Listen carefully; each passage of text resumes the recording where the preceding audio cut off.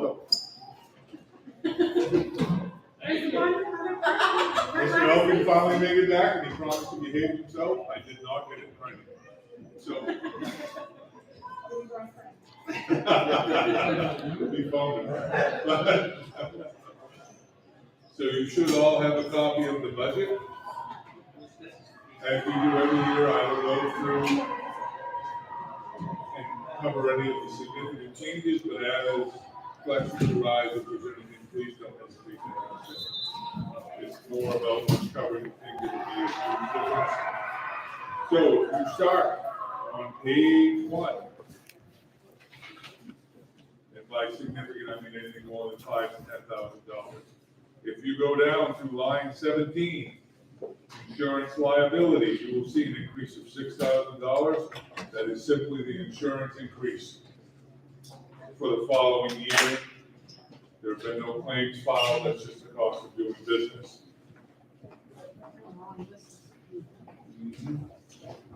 If you then go down to line 50, insurance property for this building, because the first one was board liability, you're going to see the same thing, $7,200, simply for the cost of doing business.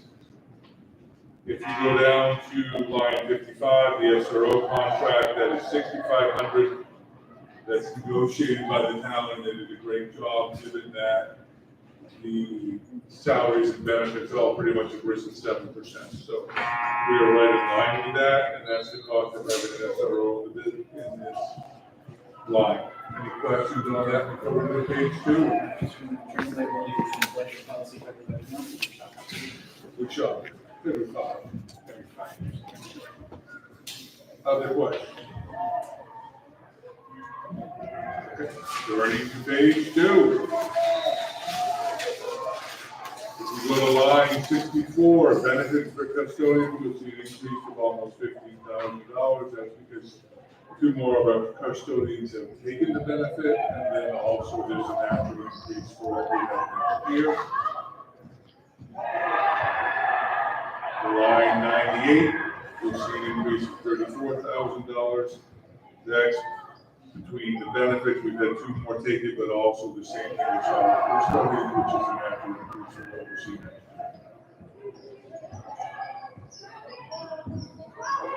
year. Line 112, you're seeing an increase of $26,890 for wages on salaries. That is simply based on the contract and where people are based on their step.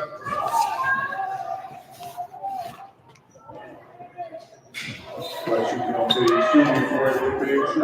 Line 73. 73. 8,500. So that, because of the size of that line, that's about 3.5%, and that's just their contract with transportation that we do through the GSC, which is what Michael is on for. So are we continuing a pre-K half day next year? Yes. That's no, a lot of $3. There are some of the on the full day or not. We are half there. Didn't know if that was part of it. Not at this point. Okay. Other questions on that? Otherwise, we'll go to page 3. Okay. Page 3. If you look at 163 through 167, that is everybody's favorite line every year that I do this, and every school that I do this in. That is high school tuition.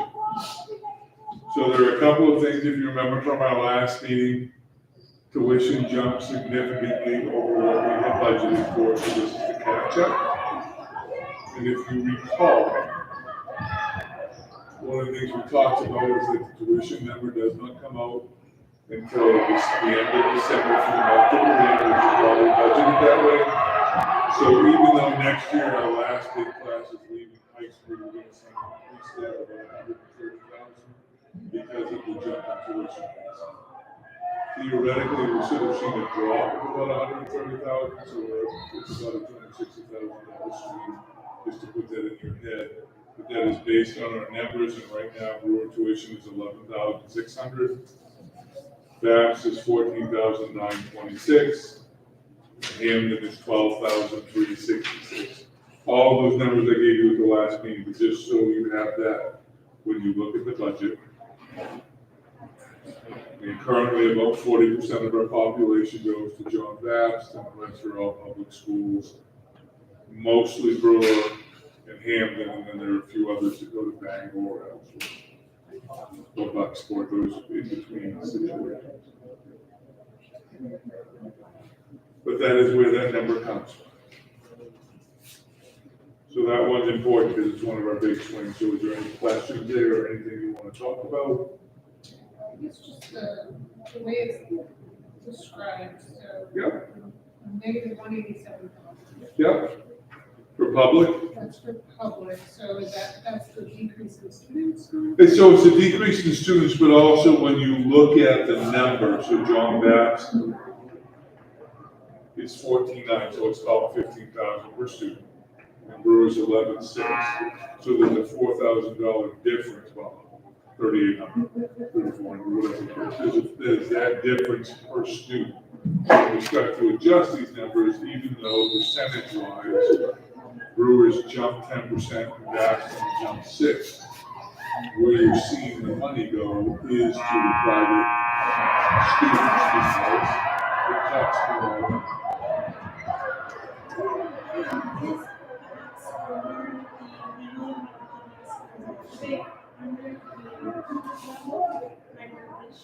But that's state, and they say they can't. Yep. So they're a 60-40 school, which means that they're 60% public, 40% private, that's the definition. And they absolutely are at the state average. And as long as they spend to the state average, they go there. They are your most expensive student, but they're following the guidelines. If they do it, I know of some other schools, choice schools, that they set like a half on tuition and then they're going to get it. Yep. So that policy was brought forward 3 times and voted down, all 3 times. But the other piece that goes with that is because we're part of an AOS. The policy was JFAB, I believe.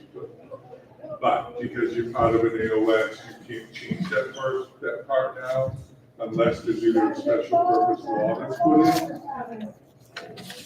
Because when you came into the AOS, you had school choice, so that has to be. So to negotiate an exclusive contract, for example, in this situation, you would have to negotiate it with a public school because John Baptist does not have a special education department, and so they couldn't take all your students. That can't happen unless multiple other things happen in legislation. Do all the towns that send to John Baptist pay the same amount? Yes. Very heated discussion whether or not Orrington ever thought. Yes. Who They insisted do. Now, Glenburn pays less, and I'm like, no, I don't think so. no, they don't. Now, there are exceptions where if some parents are paying for students to go there that don't come from a school choice town, there are scholarships that Yes, could apply for. But that's not the town paying. Right, it's no, we're the talking private about thing. towns Yes, yes, and it goes to the state average. Plus insured manufacturer benefits. Other questions?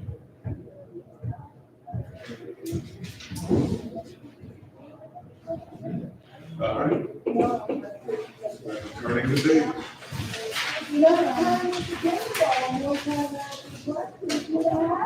So page 4, if you go down to line 200, I'm sorry, line 201. So you're gonna see 2 things, you're gonna see the increase of 52,000. That's based on 2 different things, the addition of 1 more special education ed tech, but then also the natural increase from the contract of people who are in the ed tech, special ed techs. And then if you go to 205 and 206, you will see the same thing, those are benefits. There are 2 pieces there, that's teacher and ed tech, one is a natural increase, and then you have the additional ed tech and the special ed techs. If you go to line 211, you're gonna see a drop of 160, which is great, because we go to line 212, which is a decrease of 160. And that's because per the audit, we have to break out students that we have in public special education versus private special education settings. So there's no actual savings there, it's a wash, but that's the recapture for our audit purposes. What was private special education? So when you think about kids fees or, I don't know what the jury was, Stillwater, yeah. Those kinds of places are private because they go through a medical model first, and they're not a public school institution. Are we currently have students in school? Yes. Do they come to school? Not at all. Typically not in those settings. Okay. And so school is considered private? Public. Okay. Yeah, Bangor Regional will be public because it's run by schools, part of the school, yeah. Other questions on that page? All right. So going to page 5, the final page. If you go all the way to the bottom, you will see that the increase is 445,069, which is a little over 5%, about 5.4% from last year. Noting that this is expenses, not revenues, because I don't have those all calculated yet.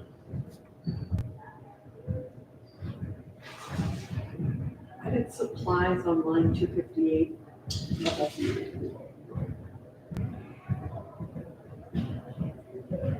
For athletic, I mean, that's simply the cost of things going up.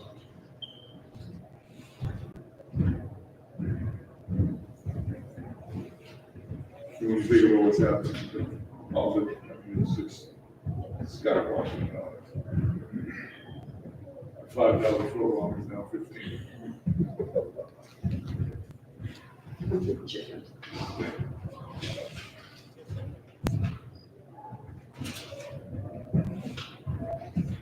So questions on any of that? So I don't know if you can answer my question. Probably not, but I'll try. Because this is, I mean, nothing's happened yet, but so, I mean, it's big decisions coming up on the Department of Education. Yep, Especially reimbursement for special ed. yep. So if we end up, with any idea when we would find out? Still about federal? Yeah. Yeah, so, I mean, And like how you have a few things there. I mean, just as a reminder, the DOE at the federal level used to be part of the HHS. It was only about 35, 40 years ago that was broken out. So whether that goes back or not, whatever. As far as IDEA, Title IX, Title I, which is what we call the school book, what you're familiar with, the funds we receive, that was not through Congress. That can't be changed unless it goes through Congress. But the other reason it was done is because IDEA is a federal mandate. The IEP is a federal mandate. One of the conversations we have in schools typically is the IEP trumps whatever you have for policies or state mandates because it's a federal law. To reverse all that, which is possible, would be significant, but the other piece is, if that happens, in this building, it would be between the two, about $200,000. It all goes back to the local. And nobody wants that. But the truth is, all of our schools in the state would be in the same position. All right. So the conversation would be, I agree, but it's not right, it's not this, it's not that, but unless we start eliminating programs, that's where it goes. As far as when this, yes, it will. But as far as when that would happen, I have no idea. I just couldn't even hazard a guess. Yeah, I'm just, yeah. No, I get it, Based on when it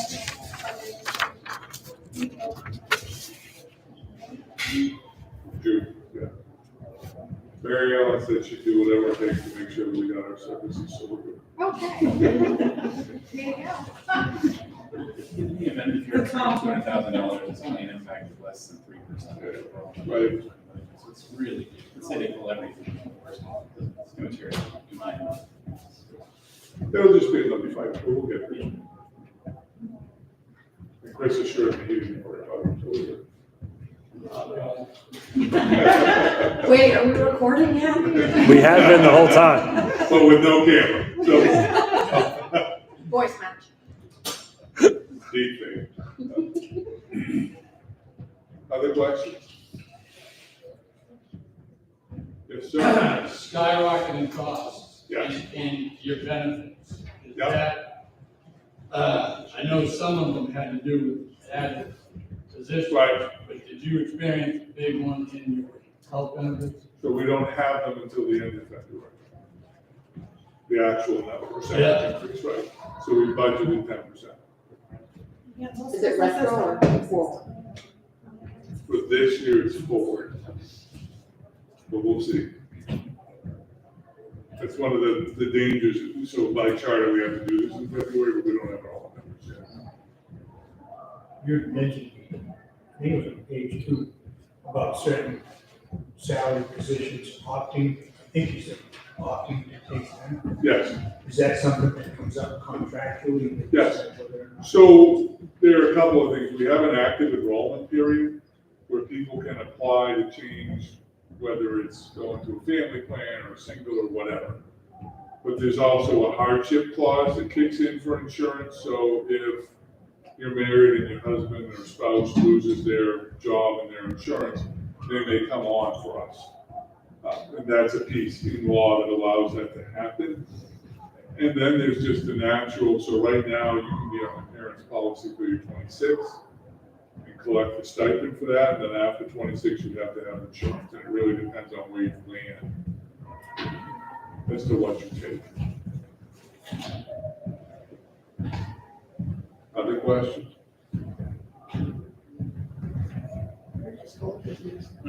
It's my gift. I've been with the same woman for 34 years. Okay, we'll just leave that alone. This is a great gift to be able to give.